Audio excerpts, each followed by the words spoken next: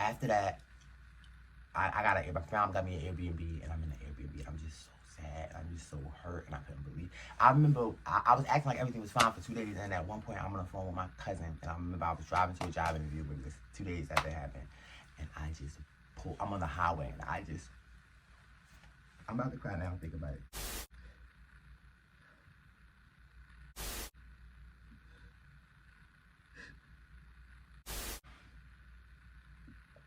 I'm good.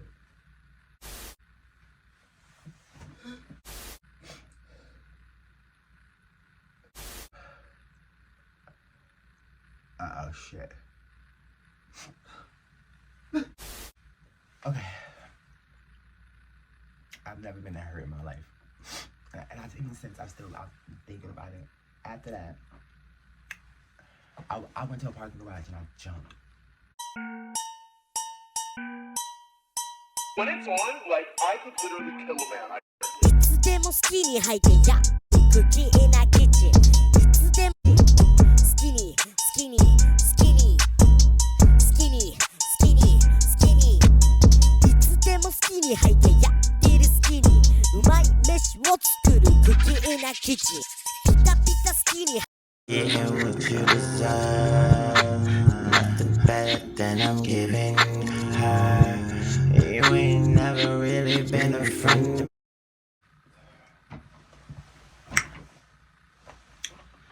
Here we go. Hey, what's up, guys? It's your boy Skinnygawd, Skinny_GAWD. Got him screaming Skinnygawd like a big fiend.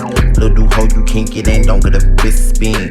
Stepped in it, I got you sinking in the quicksand. Before we get started, like this video, subscribe to my YouTube channel, and please hit the notification bell so that you can be notified each and every time I put up a new video. Today we about to get into some things. Now we gonna get into some things. Let me start off. Before we even get started, I don't like doing serious videos, honestly. That's why it's been taking so long for me to do. That and other reasons, just emotionally. But before we get started, I want to put up some numbers for suicide prevention. The purpose of this video is never to encourage somebody's suicide. It's always to help people, because I'm not the only one that deals with these emotions, and it's to prevent. You know what I mean? So if you are in need of counseling, or if you're going through something that you feel like you're dealing with suicide ideation or thoughts of suicide, be sure to reach out to these numbers. Let's put them up first.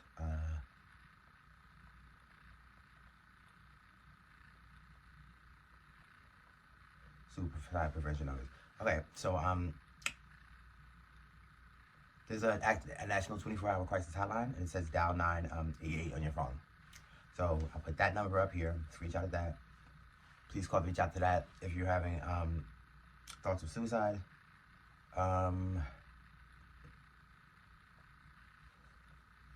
Let's type in suicide prevention numbers. National. Yeah, it says dial 980 on your phone. Wow. They don't have like another fucking number.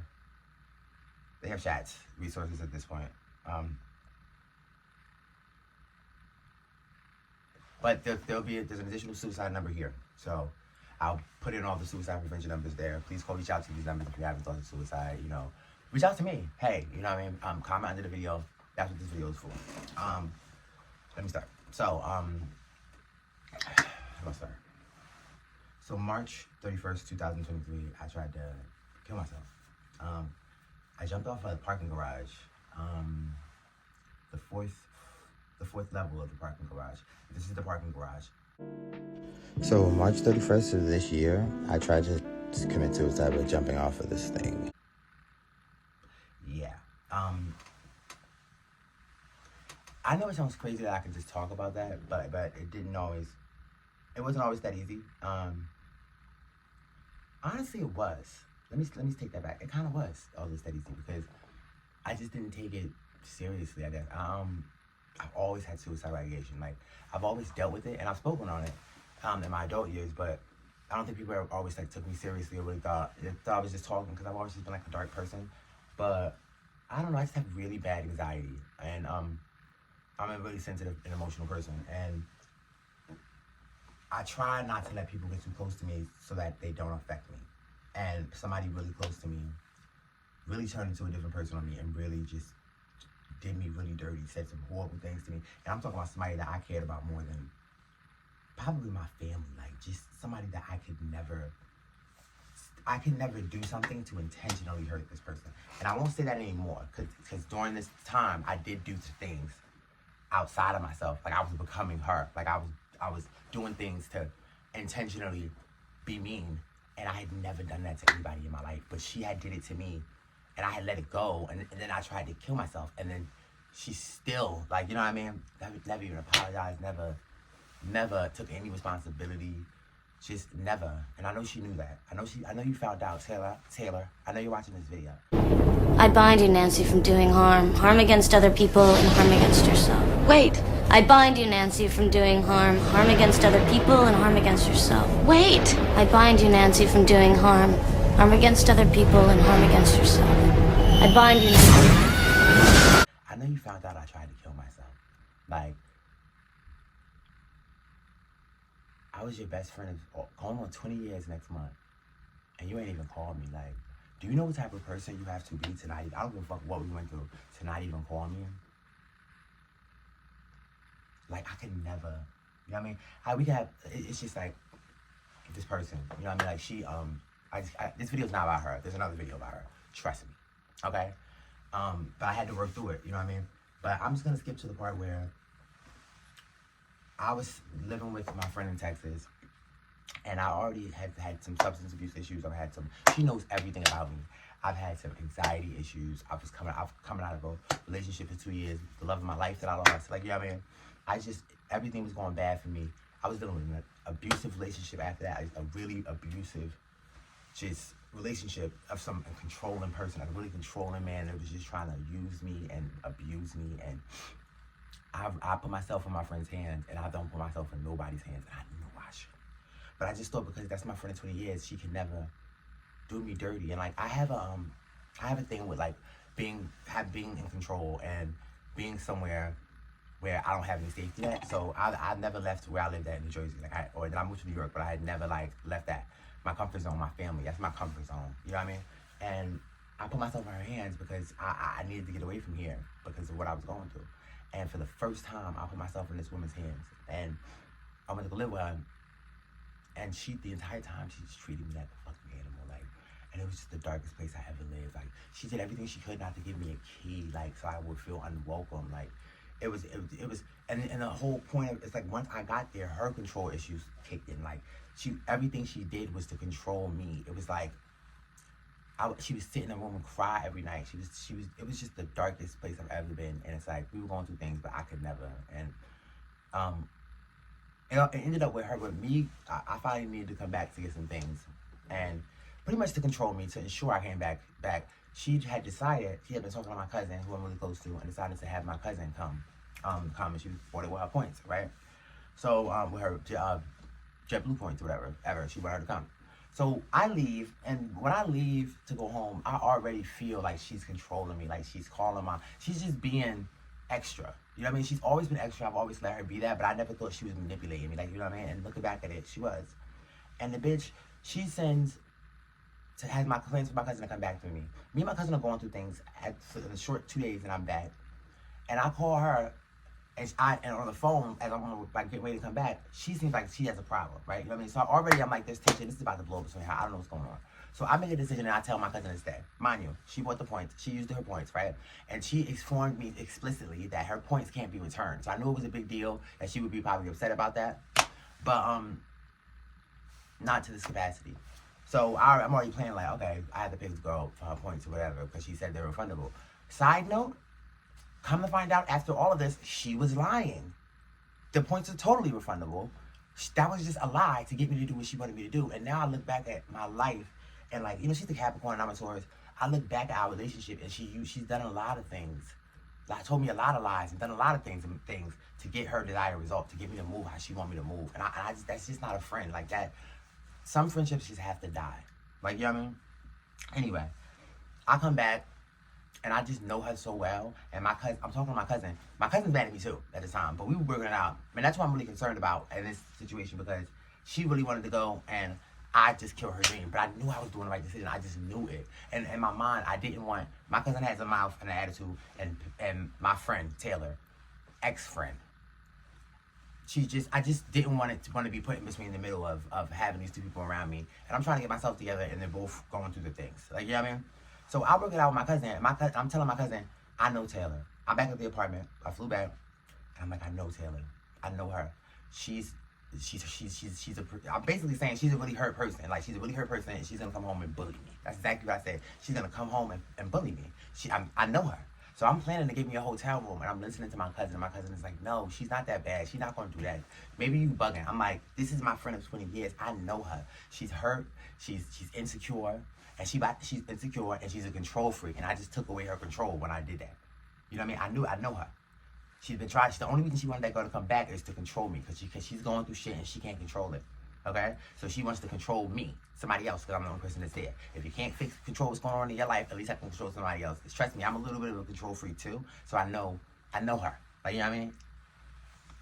When I tell you she walks in, and none of this is a lie. This is exactly how it happened. She walks in, I come out the room, I say, hey, how you doing? Okay? And I didn't even do it I'm in her house. You know what I mean? And prior to this, it was funny, because she know I got a mouth for me. And before I moved out here, she said something about, I don't want you cursing me out in my house. And I was like, bitch, I would never curse you out in your house. I would just leave. Why would I do that? This is your home. I'm staying with you. Like, you know what I mean? But she's never had power over or control over me. So I gave her a little bit, and she took a mile. You know what I mean? The side note, she also comes from a mother that is jealous of her and evil and always said and did things to hurt her and make her feel like shit. And I've never experienced that. Like, I come from a loving family. My parents fucking love me, okay? Most of my family loves me. You know what I mean? I was never needed to go out into the world and find love, because I had it at home. She never had that. And this is the reason why I know this relationship just wasn't for me, and it had to end. You know, some relationships you just grow out of. And I thought it was my last childhood friend, and I was trying to hold on to her because I love that girl to death. But love don't live here no more, baby. And if it does, I gotta use my brain. We will never be friends again. There's no going back. I mean that. Look at my eyes. Bitch, you're a loser. This bitch calls me out the room. I say to her, she starts trying to talk about it. Listen, da-da-da-da. And I said, she just literally started trying to talk about the situation. She started poking at me. And I'm like, Taylor, I don't want to talk about this. Like, can we just talk about it tomorrow? And I said it in that exact tone. And I said, listen, can I use the key? Because I just want to go somewhere tonight. So, you know, it's not a problem. And this girl said, when are you leaving? Because my mother's coming in 2 weeks. You hate your mom. Okay? Your mom's called you a bitch and a whore every day of your life. Why are you saying you fat bitch? Okay? You hate your mom. You're trying to keep your mom away from here because she's going to destroy your life when she gets here. And now I get it. Like, she wounded you so much that you're not that person no more. You're not that girl that I've known for 20 years. You're not that girl that I met at age 13 in Samson G. Smith hallway because I liked her 50 cent chain and her locker. You're not that anymore. You're not that. I used to tell you that you was going to do something so bad someday that I could never forgive you for it. You've done it. You've done it. And you'll never find a friend like me. Ever. Promise. Anywho. They all fakes, chase them away. Fakes, they phony, they plastic. They was never lasting friends, everlasting friends. Friends forever, no friends for never. Goodbye, goodbye. My only friend is Benjamin, big blue honeys. I don't want it, your friendship. Keep it to yourself, I end it. Now you really gotta repent it. I'm a gentleman, you was never a real friend. And I don't believe in you, so get the fuck back. Take 2 feet like it's COVID. Take 2, social distancing. Bitch, I am inventing new friends. Me, myself, and I, that's all I need to survive. And I said it, so it's did it. You a fake phony, plastic bitch, I'm never lonely. Don't need a bitch like you or you in my future or in my past. In most friendships, they never. This girl then, I said, this is what I said, because surprisingly, I had already looked up Texas law as far as housing. And I did that because I just didn't trust her, and I just started not to trust her, and I kept telling her I was different. Like she knows that I'm in Texas, I'm black, I don't got nobody here, and she's used to not having nobody, but she know I can't handle that. She know I'm not good at that, and I'm only there because of her. So she used every tool she could to manipulate me, for me to do what she wanted me to do by not giving me a key. There was always an excuse. There was always an excuse why she couldn't give me a key or help me get a key or make it so I'm comfortable. Who wants to live somewhere where you can't get in? Is that comfortable? Is that home? You don't even have a key? I've never, and I've lived with people, but I've never. It was just like a dog. It was horrible, yo. And I'm looking for a job at the time, and it was rough. Like I just started getting on my feet, and she's dealing with a man doing some dirty shit to her, and she's dealing with being lonely every day and not having any friends and faking on the internet all the time. The internet is not real life, bitch. Okay? You're miserable at home. And at the end of the day, I lived with you. I saw how miserable you are every day. It was heartbreaking. Like, you know what I mean? I'm in there. She explained to me that she got to keep the windows in because she needs sunlight to feel like, bitch, you have depression. Like, you know what I mean? I've been trying to tell this bitch forever. Like you have issues. You need to go to the doctor. Things happen to you. You need to go to a therapist. But she's Jamaican and listen, they don't believe in therapy. But bitch, you need therapy more than anybody I've ever met, any client I've ever had, anybody. You need therapy. The things you do, the walking around and the shaking and the standing up and the twitching and the obsessing and the crying every fucking day by yourself in your underwear and walking around with your titties out, crying in your bed every fucking morning. It was sick and depressing. And I'm not saying this to make fun of anybody because it's not making fun, bro. That shit was sad, bro. It was so sad that, like, I'm dealing with my depression and my shit, and I felt like I had to keep my shit together every day because this bitch, she needs something. Look at her. You're a mess. Oh, my God. Like, the bitch calls me out the room and literally says, my mom needs to come. So basically, you need to get out with this look in her eyes like this. I've never seen this look. I've never seen this look from anybody because people don't do this shit like this to me.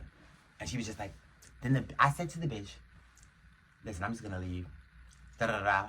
That bitch, she had given me the key already. And I would say, give my key back. First thing she did was take her key back. And I paid close attention. The reason you didn't want to give me a key the entire time is because you wanted to control me.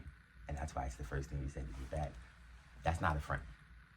You see what I'm saying? And that was just, I peeped. I'm on the phone telling my cousin every day, there's something this bitch is doing. It was weird stuff she would do. I'm new there and I had the key and I'm trying to get in. And it's locked, I can't do it. And the bitch is sitting on the other side of the door, looking at me, trying to get in. But she unlocked the top lock. So she then finally lets me in and tells me, yeah, I was just sitting there looking at you. Bitch. First of all, bitch. I was just sitting there looking at you. You gotta learn how to do it. So you're manipulating me to teach me a lesson? Who the fuck are you? You need a doctor, bitch. That's why. And I've seen her do horrible things to friends, but this is where you fuck up because it's like, I never thought it was gonna be me. And that's where I fucked up. That was just dumb. If you have a friend that's doing shit like that to people, doing horrible things to people over and over and over, and you just sitting and watching it happen, someday it will be you. And that's what it was. I told that once that bitch took the key, I just said, look, I'm gonna go out, and I feel like I was going out to cool down, so to make sure there was no tension between us. I'm gonna go out. Just know, like in Texas, please let me back in, because if you don't let me back in, I have to go to the police, and then police technically, I told the law, like technically after a certain amount of time, like I live here, so please just let me in. I don't know what she took that as, but that bitch says to me, oh, I'm scared. I'm like, what? You scared? You're a drug addict. Look at you. Gross. Talking about some higher education. You're a dummy, bitch. You will never know shit. Don't nobody want you. Don't nobody need you. You done fucked around. Yeah. The alarms and my anxiety is already like with people. Like, you know what I mean? And my mind, she knows my trigger. Like, I'm away from my family. Oh my God, I'm by myself. You're a woman. I'm in your house. My mind said, this bitch is about to fake. She's threatening. Like, she's about to fake. Then she goes, I'm scared. You can do anything to me. So, bitch, what are you saying? You about to act like I hit you or something? Are you about to fake domestic violence? You weird bitch? Bitch, you're a loser. This bitch works for the juvenile detention center in Texas. Are you about to fake domestic violence because you're mad? And the look on her face when she did it was like, yeah. Yeah. There's only death. You're trying. It's like, I've never seen that shit. It was the look her mom used to give her when she said horrible things to hurt her feelings. And this is exactly how the story went. And you know what I said? Nothing. I said nothing because I knew it was power in me not saying that. I knew if you show how ugly you are, and I don't say not a damn thing. You know what I did? I said I'm calling the police. And I don't think the difficult thing is I knew you, but you don't know the new me. You thought I was gonna smack the shit out of you like I would have when we was 13. When we was 13, I'd have knocked your block off in the hallway. Me, 20 years later, in Texas by myself, with no mommy and no daddy and no family, a social worker, intelligent, college educated, bitch, I called the police. Okay, bitch? Okay? And I have nothing else to say after that because you trying to get me locked up. Period. And I never thought she would do some shit like that. But that bitch did that. And the bitch don't understand that when she crossed that line, our friendship was dead. Okay? You a nigga off the street now. So I called the police. The police came. And when the police came, my shit is already packed up, and I'm ready to go. I explained what was going on to the police. The police told me I did the right thing, and I was out that bitch. After that, I left. I was so proud of myself. I'm on the phone with my cousin. I was so proud of myself because I controlled my anger. I was mature. I knew she was trying to break me, and I wouldn't give it to her, and I handled myself the right way. But deep down, it had to be fucking with me, yo. And I'm in Texas for 2 days by myself, and I relapsed in Texas, and I was just so sad. And I was just so hurt. I remember at one point, like maybe 2 days later, I'm going to looking at apartments, and I'm living on my car at this point for the next 2 days, and I'm going to see apartments, and I'm working, like I'm about to start my job, and she knew all this, and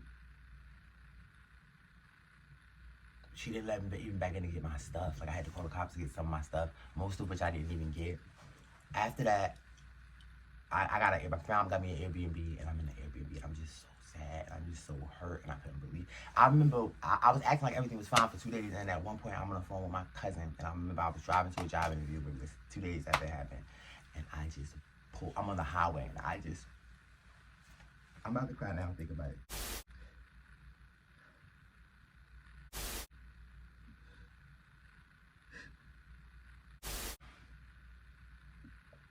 I'm good.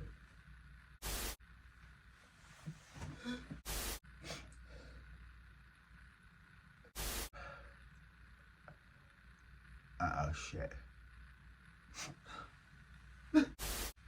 Okay. I've never been that hurt in my life. And even since I'm thinking about it. After that, I went to a parking garage and I jumped. And I was out of my mind when I did that, but I knew what I wanted to do. And I think a part of it was that I wanted this bitch to see that you talk to your best friend like that and he killed himself. And how stupid is that? Like, you know what I mean? Shit. You know what I mean? I wanted to punish her. That was me trying to control. You know what I mean? Also, like, I'm not gonna put it all on her. Like, you know what I mean? Because I had already been suicidal. You know what I mean? I have suicidal ideation, which I'm in therapy for now, and I'm working on myself, and I'm trying to find myself. But after that, I jumped into the parking garage, and it was crazy after that because I ended up kicked out of the hospital on the streets, like in Texas, almost dying. Almost actually dying. Like, the moment I tried to kill myself, I had to fight for my life. Like I jumped off that thing, and it was maybe 3, 4 in the morning, and I jumped, and I swear to God, I jumped like this. Like, I dived, and I was okay. Like, you know what I mean? Before I accepted it, I was just like, I'm not gonna have to explain this to nobody. I'm not have to talk to nobody. I don't have to feel this pain anymore. And that's really what it was about for me.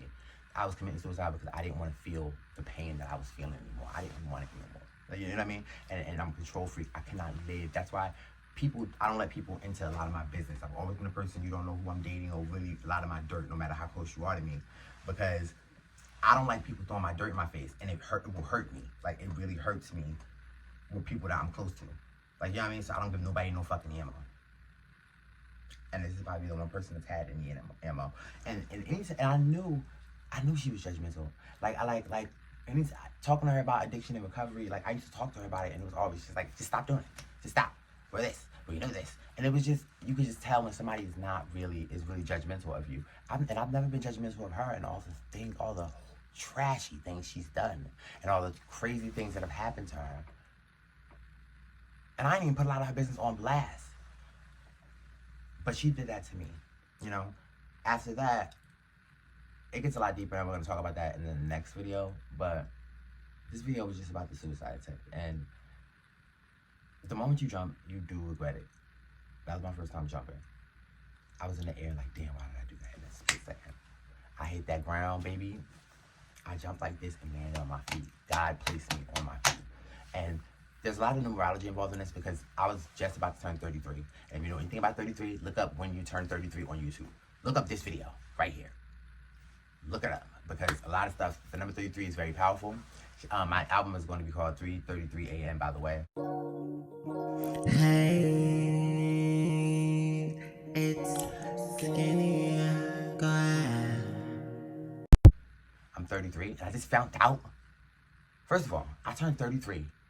I celebrated my birthday in here because after, okay, let me stop. I hit the ground and it led to me, basically, my parents had to come and get me from Texas. I was in Texas for days by myself, crawled in the Airbnb, broken ribs, just torn up body, broken hand, fucking. I had a shattered heel bone, People, the fucking med techs and the nurses were crying when I was going through x-rays and shit. Like, I was like, what the fuck is everybody crying for? I couldn't walk. I had to have major surgery and I couldn't walk for 9 months. I could not walk. Then I had to go to rehab. And now I'm walking.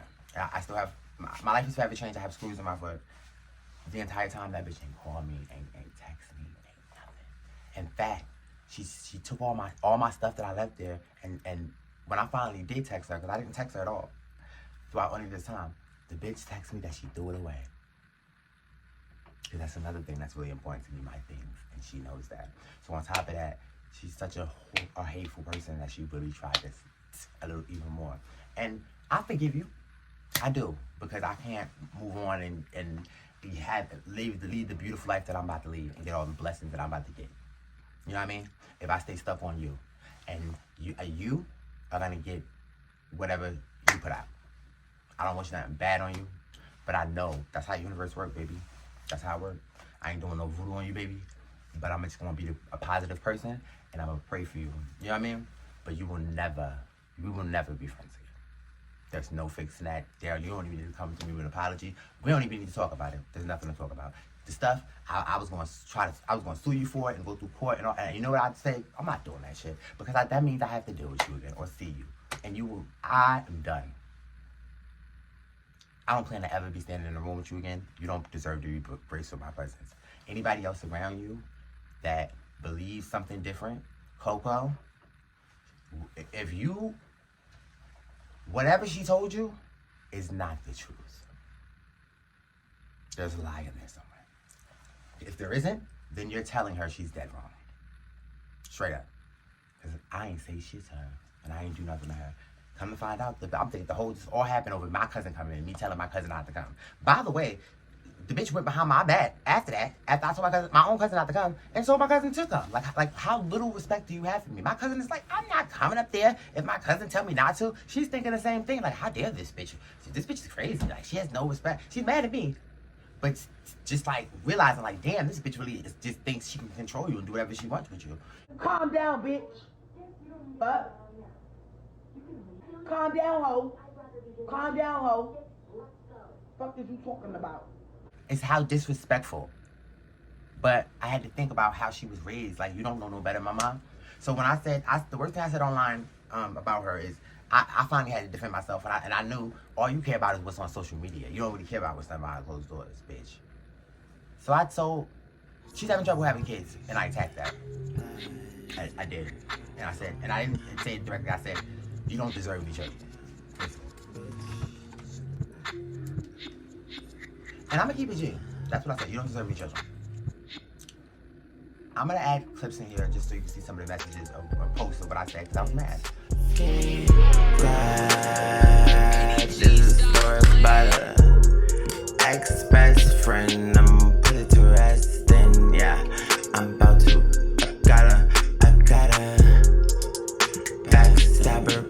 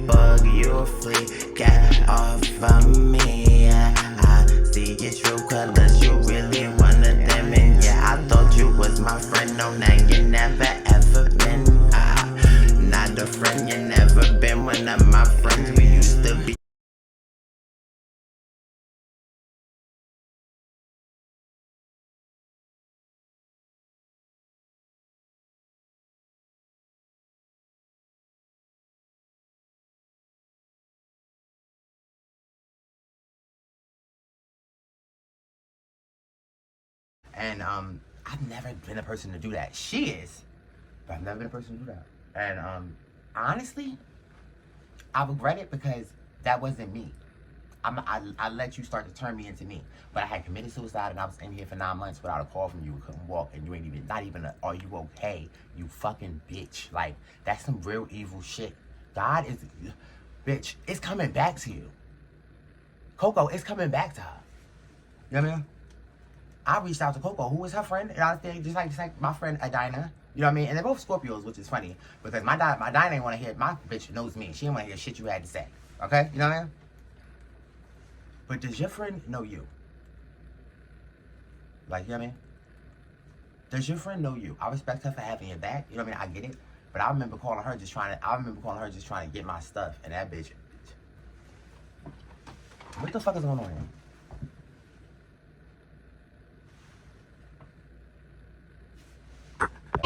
Bye, Truth bitch. is truth. Bye, bitch.